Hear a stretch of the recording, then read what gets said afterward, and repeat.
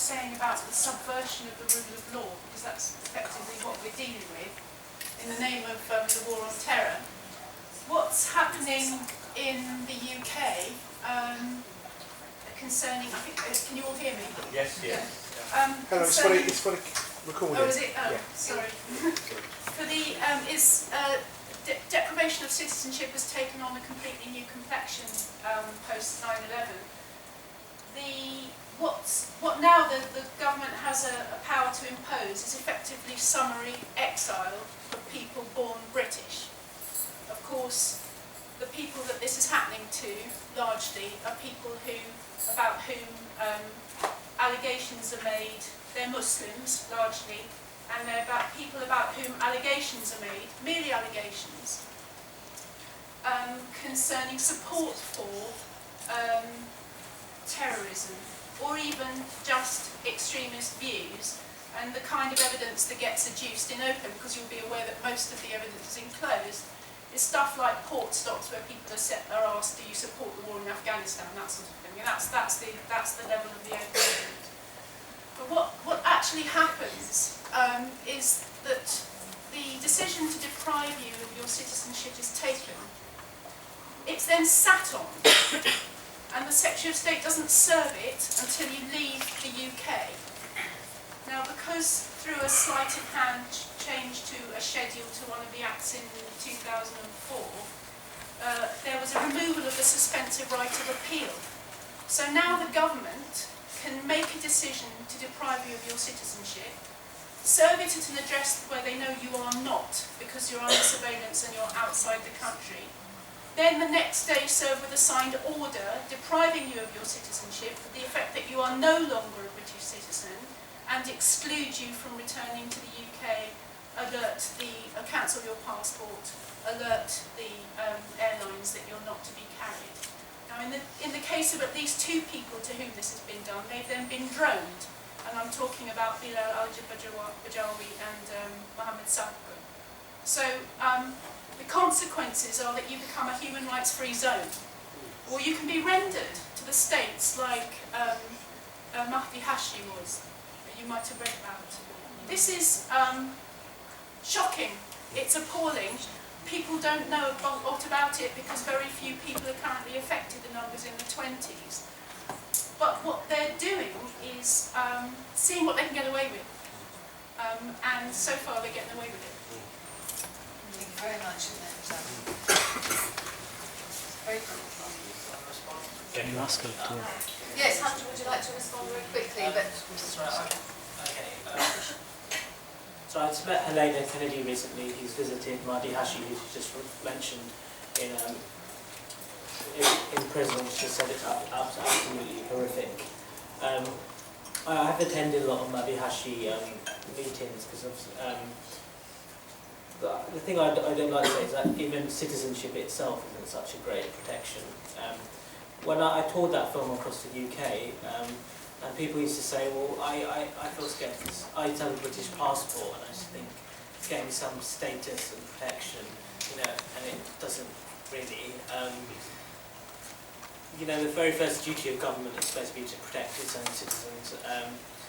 But in between, some citizens are deemed more citizens than others, and racism isn't just about people calling you horrible words like the EDL. It's sort of also about a neglected state.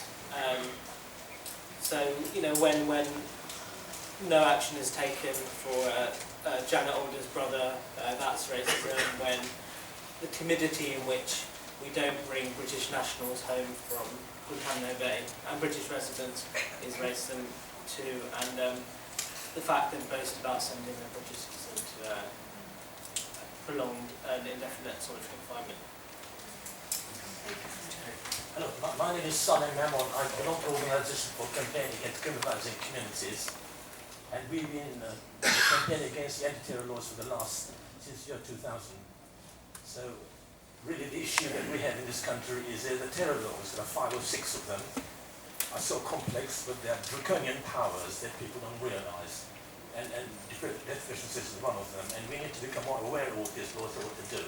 I shan't in fact go on to further on the digression. All I want to say is that I applaud the families, the three families who are here, for what they've done. You really must keep it up.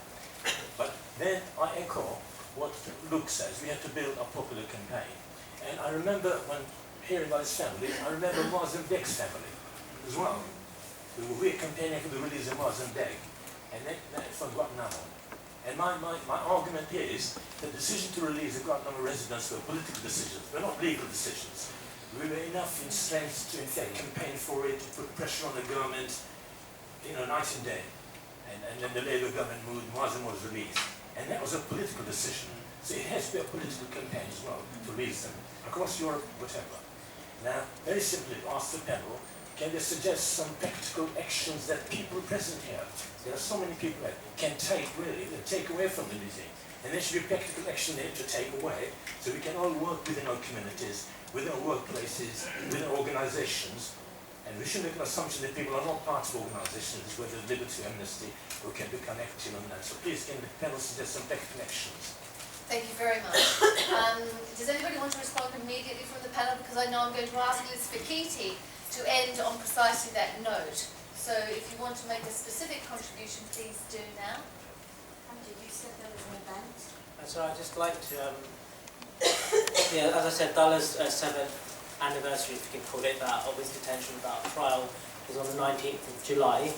And we do a special event every year.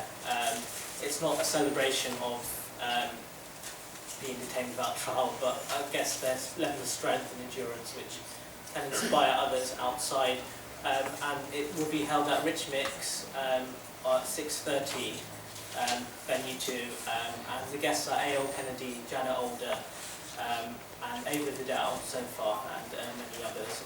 I'd just like to say some positive news, which is that a film, a very short film made called Dinner Time was made recently, and it's just about my mum and dad having dinner, actually. And with the absence of a loved one, and I do recommend reading everyone here buying Victoria's book, which my mum's not here, but it describes her pain in more depth, and all the other families affected. And it just won the Channel 4 First Pitch Award.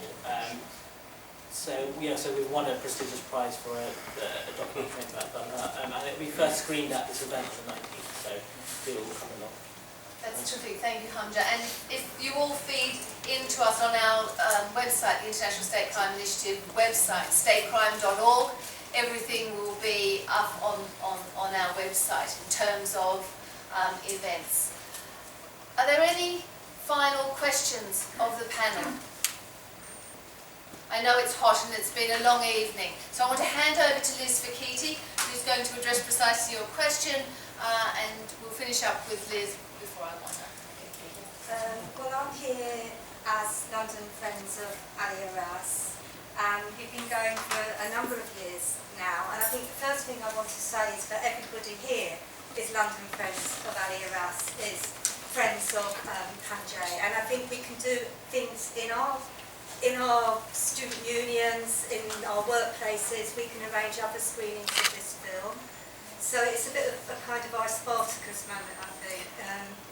But secondly, what I want to say, echoing what Saleh and Luke said about popular movement, but a kind of campaign that crosses borders and links us to the States, to UK, to Belgium, has to start from small beginnings.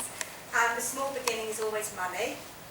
I think Hanjay and Farida never ever wanted to talk about the cost of this. Now, I know we've got people here, some of my really good friends from Joint Enterprise Not Guilty by Association, from Progressing Prisoners Maintaining Innocence, fighting for prisoners' rights in this country, and how their families suffer with visits to see their loved ones in prison. But can you imagine what it's like for Farida and Hanjay? Farida's been, her family have been 20 times to Morocco. The family have paid for it out of their pocket with the support of the campaign. The campaign's raised that money every time. And we're talking about a family coming from Spain and from Belgium, and we're talking about paying the fees of Spanish, Belgian and Moroccan lawyers. It's totally phenomenal. And likewise for Hamja, wanting to go to the States, family needs support. So there will be a collection, gold watches, any jewellery, loose change, anything. I've got a plastic bag somewhere to take the money. The other thing is that the DVD, Ali Aras, for example, is for sale, and it's only £5, which I think is, I've been trying to tell them in Belgium, come on, that is so little. So we've got loads here, and just echoing that point about we are all Ali Aras. I mean, Aisha Manier, who's in the audience, is part of our campaign. She did the subtitling for this film, you know, and absolutely nobody charged for anything to make that film, so terribly thankful to her.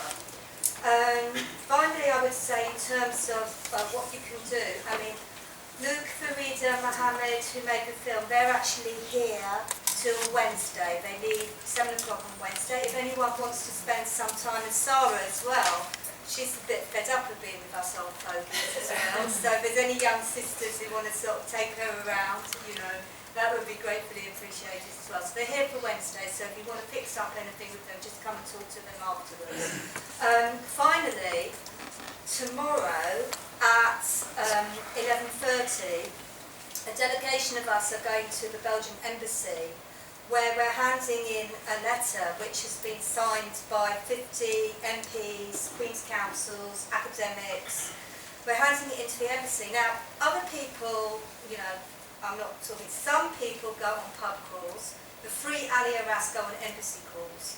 We've been to the Spanish embassy where Penny had a very interesting 30-minute discussion with a security guard about not accepting torture, because that's as far as we were allowed to get. The Spanish embassy is like that, and I really admired you for that, because I couldn't be bothered, but you were going to win him round, she was great. Then we went to the Moroccan embassy where we handed in a letter and they literally opened the door, snatched the letter and banged it shut.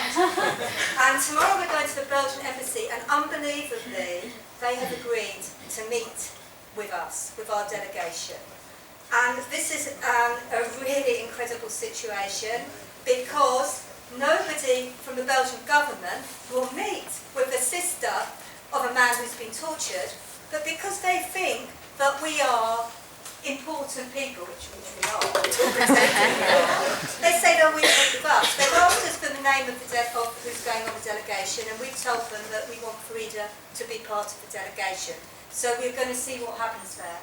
We're meeting people who are going to the delegation at 11 o'clock at Hyde Park Tube Station. Anyone who wants to come, because there'll be a static protest outside, either get to the Hyde Park at 11 and join us, or try to get to the embassy for 11:15, 11:30 and stand outside.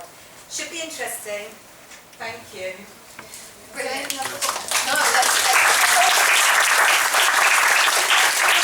Sign this piece of paper, then you'll be added to the names of the people who are protesting to the embassy. I'll leave it here to sign.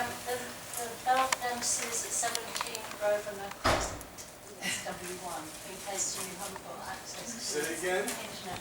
17 Grosvenor Crescent, SW1. Everyone get that? 17 Grosvenor Crescent. Thank you.